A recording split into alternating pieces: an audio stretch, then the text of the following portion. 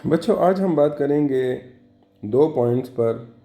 और वो दो पॉइंट्स जो हैं वो क्या हैं? One is the how and why to resolve a vector. ये बहुत ज़्यादा इम्पॉर्टेंट बात है कि हमें ये पता चले कि हमें वेक्टर को रिजॉल्व कैसे करना है और क्यों करना है। ठीक है, मतलब क्या ज़रूरत होती है कि हम वेक्टर को रिजॉल्व करते हैं। ये बहुत ज़्यादा इम्पॉर्टेंट पॉइंट है जो कि हमारे फ़िज़िक्स के मुख्तलिफ़ टॉपिक्स में, जैसे मैं मिसाल के तौर पर आपको उसकी थोड़ी बहुत एक झलक दिखा देता हूँ। जैसे कि मिसाल के तौर पर प्रोजेक्टाइल मोशन है, उसमें जब ये प्रोजेक्टेड वेलोसिटी है, इनिशियल वेलोसिटी, उसको आप मालूम करते हैं कि इसका हॉरिजॉन्टल और वर्टिकल कंपोनेंट क्या क्या हैं, तो आपको इस वेलोसिटी को रिजॉल्व करना होता है। जब फोर्सेस किसी ऑब्जेक्ट पर अप्लाई होती हैं तो इस सिचुएशन में तो बात बहुत आसान होती है कि आप एक ऑब्जेक्ट को ले लें जस्ट लाइक एम, और एक फोर्स यहाँ से अप्लाई हो रही है और एक फ़ोर्स यहाँ से अप्लाई हो रही है, तो फिर आपको ज़रूरत नहीं होती। लेकिन प्रॉब्लम कहाँ पर आती है? प्रॉब्लम आती है कि यही ऑब्जेक्ट इस तरह पड़ा हुआ है और फिर उसके ऊपर एक फ़ोर्स ऐसे अप्लाई हो रही है, इसको भी हम F1 कह देते हैं, इसको F2, और दूसरी फोर्स जो है वो ऐसी अप्लाई हो रही है। और लेट्स से थर्ड फोर्स जो है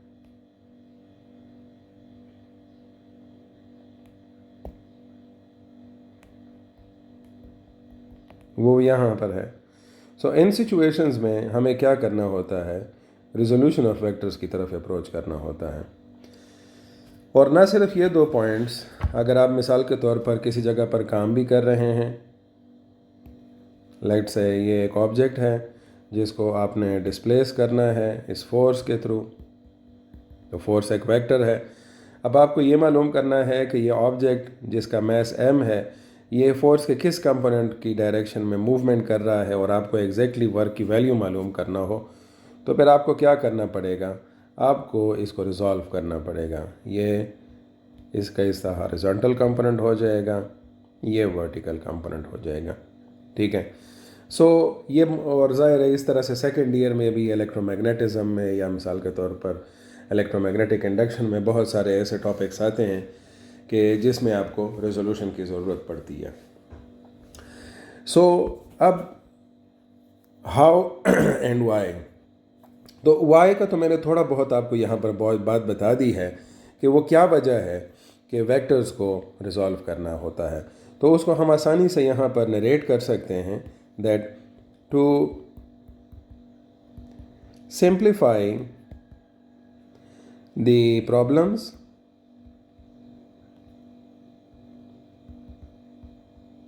involving vectors। ये वो बेसिक वजह है जिसमें हम वेक्टर्स को सिंप्लीफाई करने के लिए हमें क्या करनी पड़ती है? We carry out the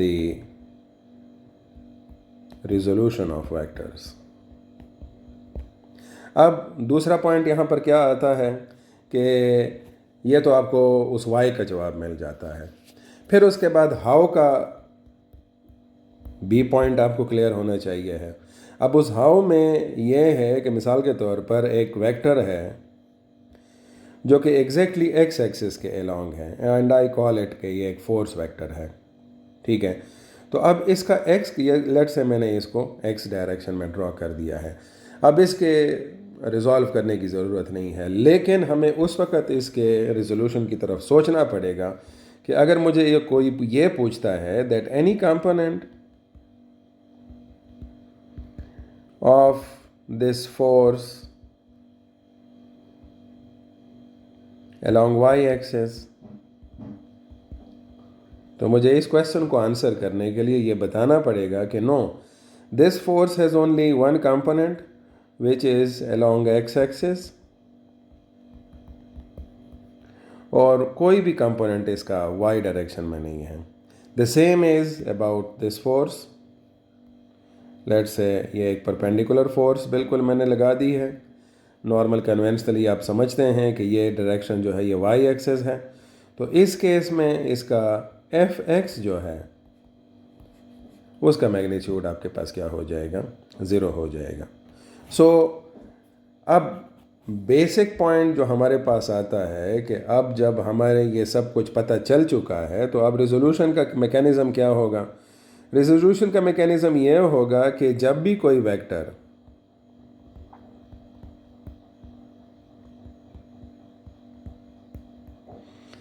is inclined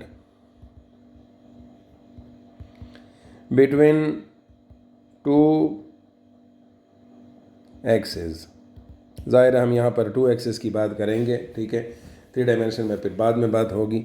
so whenever any vector is inclined between 2 axes, मतलब 2 एक्सेस के दरमियान वो इंक्लाइंड हो। और मैं यहाँ पर आपको थोड़ा सा उसकी पिक्चर ड्रा कर देता हूँ। लेट्स से ये वाई एक्सेस है, ये एक्स एक्सेस है, और ये जनाब आली हमारा वेक्टर है। मैं इसको ए का नाम देता हूँ। तो ज़ाहिर ये इंक्लाइंड है, ये क्या कर रहा है, ये एंगल थीटा 1 बनाएगा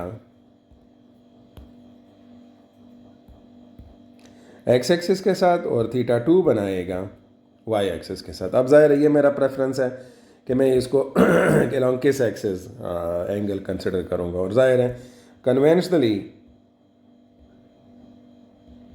हम इसके अलॉन्ग एक्स एक्सिस एंगल को कंसिडर करते हैं। बाद में मुख्तलिफ ऐसे प्रॉब्लम्स आते हैं MCQs में कि उसमें आपसे वाई कंपोनेंट का वाई एक्सिस के साथ भी उसके एंगल के बारे में पूछा जा सकता है। तो इस सिचुएशन में हमें क्या करना होगा, इस सिचुएशन की पॉइंट को समझने के लिए हम एक क्लियर यहाँ पर फिगर ड्रॉ कर लेते हैं, ठीक है। और इसमें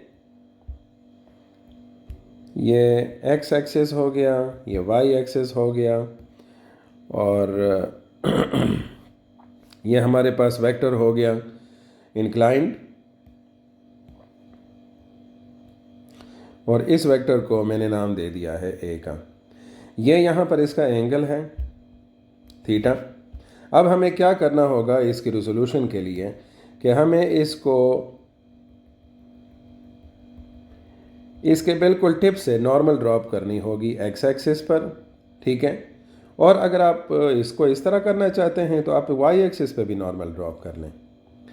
जो पॉइंट्स इनके नॉर्मल बनेंगे, मतलब जो एक्स और वाई एक्सिस पे बनेंगे, उनको हम नाम दे देते हैं लेट बी और सी, ठीक है। और ये मिसाल के तौर पर ओ मैं कंसिडर कर लेता हूँ ओरिजिन। सो अब ये ओ से लेकर बी तक और ओ से लेकर सी तक और इसी तरह इसी ओ से लेकर बी तक का बिल्कुल पैरेलल सी से लेकर ए तक, और इसी तरह से ओ से लेकर सी का पैरेलल बी से लेकर ए तक। ये चीज़ें आपको इस फिगर में नज़र आएंगी। और ज़ाहिर है जब आप क्या करते हैं ओ बी को कंसिडर करते हैं तो उस वक़्त आपको सी ए को कंसिडर करने की ज़रूरत नहीं है, बिकॉज़ ये बिल्कुल एक दूसरे के सेम वेक्टर्स हैं। और इसी तरह से एग्जांपल ओ सी और बी ए की है। तो अब ये जो सिचुएशन बन गई है कौन सी वाली, कि ये आपके पास वेक्टर है, इस वेक्टर में ये आपने इसको इसके नाम दे दिया है ए, ये इसके करिस्पॉन्डिंग एक्सेस हो गए, ठीक है। और इन एक्सेस के मुताबिक अब हमने क्या कर दिया, इसको रिजॉल्व कर दिया, ठीक है। तो ये क्या हो गया, ये इसका एक्स कंपोनेंट हो जाएगा, ये कौन सा, ओ से लेकर जो हमने यहाँ पर पॉइंट बी ड्रॉ किया था b, that will be its horizontal component और अलोंग एक्स एक्सिस, और बी से लेकर ए तक ये वाला हो जाएगा इसका वाई कंपोनेंट, ठीक है। तो मैं इसको क्या करूँगा, या इसका वर्टिकल कंपोनेंट हो जाएगा। अब इसको रेफरेंस देने के लिए मैं लगा दूंगा AY और AX, ठीक है। तो ये X और Y जो है यहाँ पर सबस्क्रिप्ट के तौर पर लिखे गए हैं एज ए रेफरेंस। ये आपके पास हो गया इसका एंगल, और इस तरह से आपको मिल जाता है एक राइट एंगल ट्राइंगल। अब इसकी सॉल्यूशन बहुत सिंपल बन जाती है। क्यों? क्योंकि राइट एंगल ट्रायंगल में आपको कुछ रेशोज़ की ऑलरेडी उनकी वैल्यूज़ पता हैं, और वो क्या हैं? cos theta is equal to base by hypotenuse, sin theta is equal to perpendicular by hypotenuse, and tan theta is equal to perpendicular by base. अब पहले आप cos थीटा बाई की रेशो को ले लें।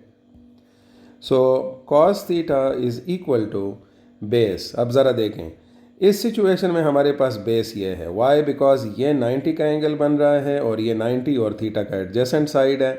सो AX बाई A, ये hypotenuse ये वाला हो जाएगा, ठीक है। तो हम इसको इधर शिफ्ट कर देते हैं, इधर लिख लेते हैं। So that will become AX is equal to A cos theta.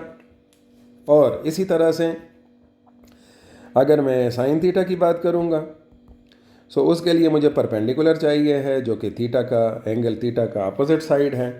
So AY will be equal to sine theta will be equal to AY by A, और इस तरह से AY बन जाएगा A साइन थीटा। इसका मतलब ये हुआ कि मुझे अगर इस वेक्टर A का मैग्नीट्यूड और इस एंगल की वैल्यू मालूम है, ये दोनों चीज़ें, तो मैं अब इस वेक्टर के जो दो कंपोनेंट्स हैं उनकी वैल्यूज़ मालूम कर सकता हूँ। और अगर मैं अपने पिछले प्रॉब्लम्स की तरफ जाऊँ तो मेरा यहाँ पर जो इशू था वो रिज़ॉल्व हो सकता है, इसकी वर्टिकल और हॉरिजॉन्टल कंपोनेंट का वेलोसिटी का। इस फोर्स के वर्टिकल और हॉरिजॉन्टल कंपोनेंट का कंपोनेंट्स मालूम हो सकते हैं। इन फोर्सेस को रिजॉल्व करके मैं ये इक्विलिब्रियम प्रॉब्लम सॉल्व कर सकता हूँ, and many more things like these can be easily solve, ठीक है। तो यहाँ पर सिर्फ और सिर्फ ये आपको बताना था कि एक वेक्टर को रिजॉल्व करना क्यों ज़रूरी है और उसको रिजॉल्व हम कैसे करेंगे। आई होप सो यहाँ पर आपको इस चीज़ की समझ आ गई होगी। थोड़ा बहुत मैं आपको एक न्यूमेरिकल के थ्रू समझा देता हूँ कि मिसाल के तौर पर अगर F की वैल्यू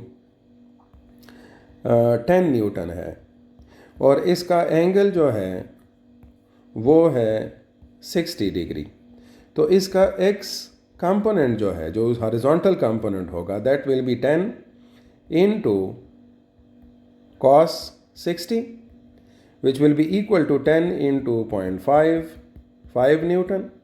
ये मैंने F cos थीटा लगा लिया, और Fy हमारे पास बनेगा 10 into sine 60, that will be 10 into sine 60 की वैल्यू है 0.866, सो ये 8.66 न्यूटन आएगा, ठीक है।